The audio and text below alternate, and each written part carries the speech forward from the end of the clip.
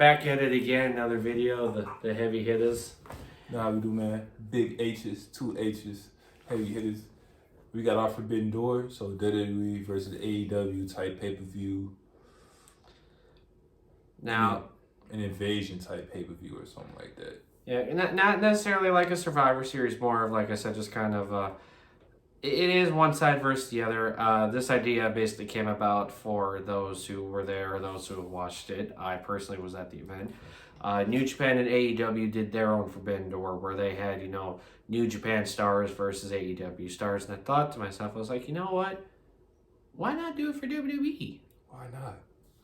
I mean, granted, yeah, there's a lot of guys from WWE that are in AEW, but there's a lot of guys that really aren't. And even with that, sometimes those WWE superstars that went over, they spark some good matches. Like here, I'll kick us off. One of my matches I'd say would be on the WWE versus AEW Forbidden Door card. Is I go Christian Cage versus Edge. Longtime best friends, two different promotions. I think it would be a friendly affair. I don't think they, would be absolutely hating the hell out of each other. They'd probably shake hands, be like, may the best man win. But I think, I mean, they would be competitive just because they're good friends. Doesn't mean they're not going to be competitive. But I think that would be a good match worth seeing. I mean, granted, yeah, they are up there in age, but I still think they'd produce a decent match. I think that'd be cool. I don't know what Christian is like in the ring. I know he was one of the most underrated dudes of all time in the ring. I know Edge is killing it right now. He hasn't had a bad match. That Randy Orton match he had at WrestleMania was pretty trash. Okay, we'll give that to kind of how COVID was, because they also weren't in the arena where it probably could have been more prominent. They were in a performance center. It was just too long. That's really what the problem. But Edge really hasn't missed in the ring since he's been back, so I think that'd be a cool match. If I'm gonna go with one, I'll go with MJF and Miz. I don't really think I'll care for the match necessarily. Wait, hold on real quick, because one thing I do want to mention, it'd be kind of ironic if they did during this time too, the Edge and Christian thing, because actually, believe it or not, Edge right now is the babyface, and Christian is a heel. So you would get that heel versus babyface match still too. But continue. Oh, okay. That'd be slight though. I just don't know what Christian like in the ring. I know Edge killing it. But I'm gonna go MJF and Miz. I wouldn't care for this match necessarily because Miz is not all that in the ring. He's he in the ring, I just wouldn't care. It'll be the promos and the stories. It'll just be two dudes just going at it on the mic, and the story would be good. So you kind of would be more looking forward to the televised TV episodes of them doing promos against each other before the actual match. Yeah, because the match is not going to be good. It's it'd be alright, if you get JBL versus I don't know, Samoa Joe in a match. And they both in their primes. It'd be some good promos. But the match would just be trash. I thought you were going to ring a bell. I was about to be like, what are you going to say, JBL versus Doink the Clown or something like that? No. Because I'm going with dudes who have strong promos but just aren't all that in the ring. Doink the Clown was a joke. So I'm going to go with that one. For me, this one's more of a... Since on this channel we're we're brothers, I'm going to go with a little brotherly tag team match. I'm going to go the Young Bucks, Matt and Nick Jackson versus We the Ones in the Usos. I say no towels on the line, just straight up tag team match. Just prove which brothers are better. I mean, with this one, they're both brothers and everything. Matt and Nick are pretty decent in age. I think one's 34, the other one is 39. So they are split, but they are a good brotherly tag team. So of the Usos, they both have dominated the last decade in their respective companies. And it'd be really nice to see them compete against each other, kind of settled the rumors of which one's better. That is something that people do want to see. I forgot about that one. That one slipped my mind. That's the one people talk about the most. But yeah, I think they have a slight match. I think the Usos will put on a better performance because the Young Bucks can't wrestle. But now keep in mind, the Usos do like doing super kicks in their matches, so there would be super but they kicks don't on do a both bunch sides. of. Are they doing Canadian destroyers? No. Okay. Are they doing just stuff all over the place? Just doing move after move after move and no selling? No. Okay then. And now they're realistically do the books. You can tell why we chose this topic. All right, so let's go. I want to go with like people who have similarities. So I kind of want to go with something. All right, let's go up top. Let's go. You want to go women's? No, let's stay with men for a second. Let's go. I'm gonna go with Kenny Omega versus Roman Reigns. Ooh. I was also gonna book Kenny, but I was gonna kind of book him against Styles. That would have been me. Okay, I mean that worked too. I mainly say this because Kenny and AJ both have history. They were both in Bullet Club together. AJ Styles was the leader, and Of course, he was the leader. he was the leader. And towards the end, when Bullet Club and New Japan found out that AJ, Gallows, and Anderson were going to WWE, Kenny Omega's like, no, this ain't gonna work. So if you don't want to hand down being leader, we're gonna force it from you. Hits AJ Styles with a one-winged angel in his last match in New Japan. So I do that because I say as if this is unfinished business for AJ. Even in a press conference he did at, I think it was like a Comic-Con, he was asked, are you an elite guy or a firing squad guy, aka like the OGs? He's like, I'm a firing squad kind of guy. So I think they put on a good match. I would have also, as a honorable mention for these wrestlers in particular, I also maybe would have done, maybe the Elite versus the OC, but I figured it'd be better, one-on-one, unfinished business. All right, I like that one. I don't like Kenny Omega, but I do like that. I do like how you did that. The story would tell itself, all that. So yeah, I like storytelling matches too. I'm gonna go with a match that has happened before, but it really ended in like Fluky. Did I book Seth Rollins yet? No, you didn't book him yet. I'm going with Adam Cole versus Seth Rollins. Ooh.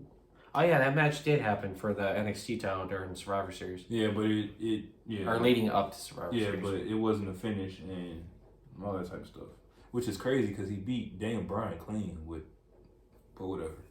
But anyway, I'm gonna go with Seth freaking Rollins. Whoa.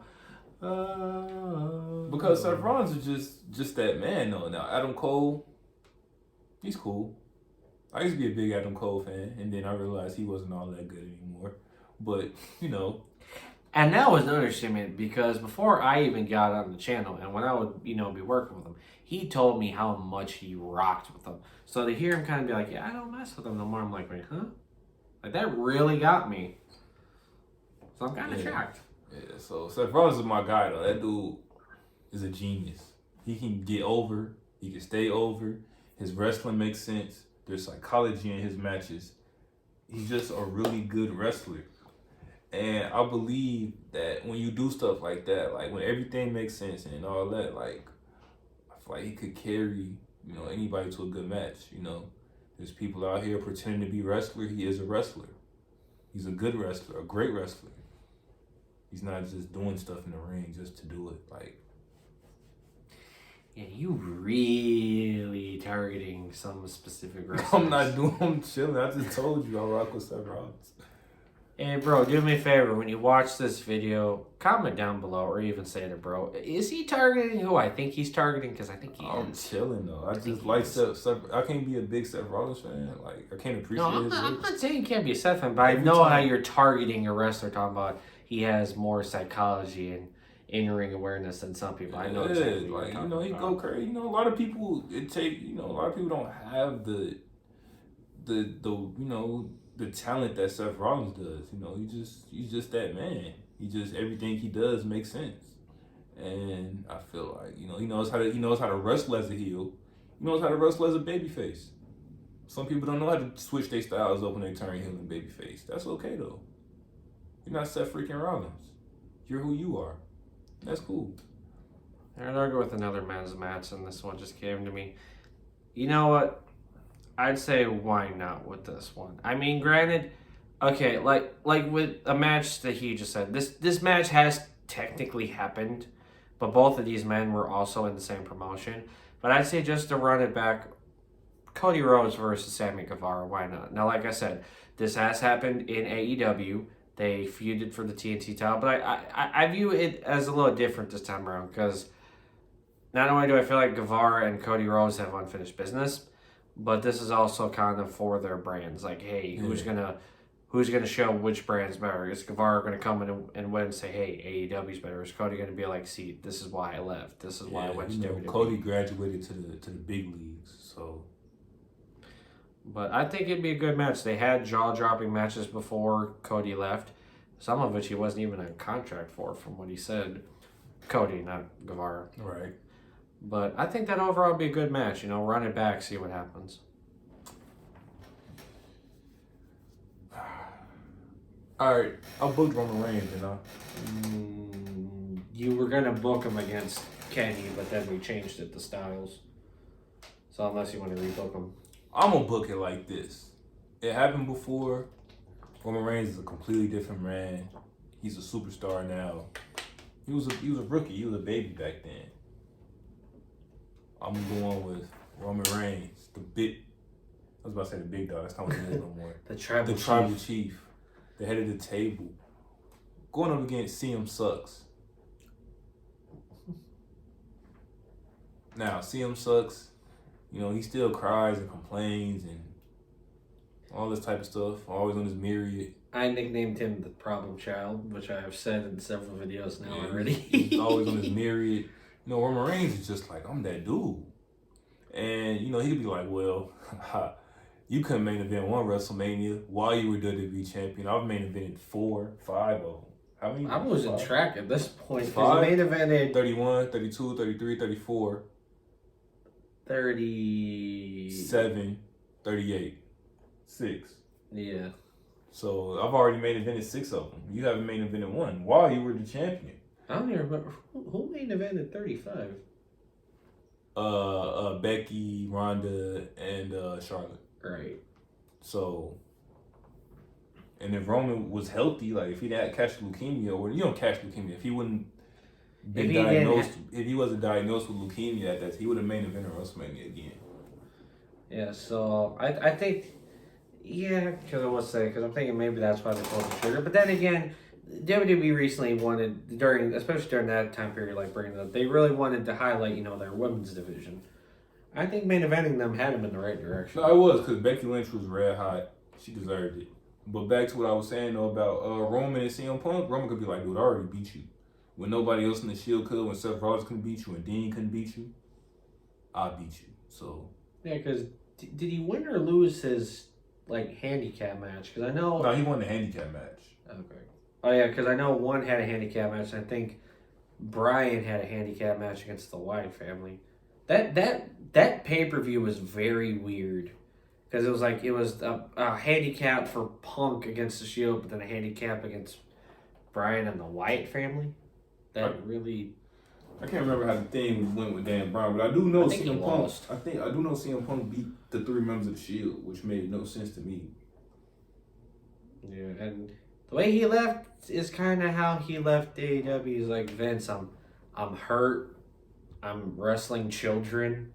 I'm not gonna say his exact words because not trying to get censored. But he went out both in WWE and AEW just being crybaby. Yeah. You're a man, dude. You're a wrestler. He's a girl. That's myriad. Do better, Punk. You got a mussy. But you know what? Why not? Let's go to the women's division now. I don't know. The women's division sucks in AEW. So. Well, this one I know you'll rock with. I know a lot of people, our subscribers, probably rock with too. I'm going Bianca Belair and Jade Cargill. Yeah, I knew you were going to do that. That's the one match that you could pull off over there. That'd be a good match. Just two strong women. It's not a lot of women built like them. I would say it's two big, beefy women. Slapping meat, yeah. Yeah. Is Bianca more athletic than her? I'd say in a sense, yeah, because I don't really see... Bianca's not afraid to do stuff off the top rope. Jade, I usually see her more down to the mat. Okay. I mean, she'll take it outside if she needs to, but I don't see her, doing like moonsaults. Yeah, that type of stuff. Yeah, standing moonsaults and moonsault off the rope. Jade shows off her muscles because, I mean, anyone who's seen Jade wrestle and seen her physique, you see how she is. Now, if Bianca military presses Jade Cargill, I would be like... I mean, they're both very strong women. I mean, don't get me wrong. I mean, Bianca has even shown that time and time again. I think the promos would be Bianca is cool on the promos.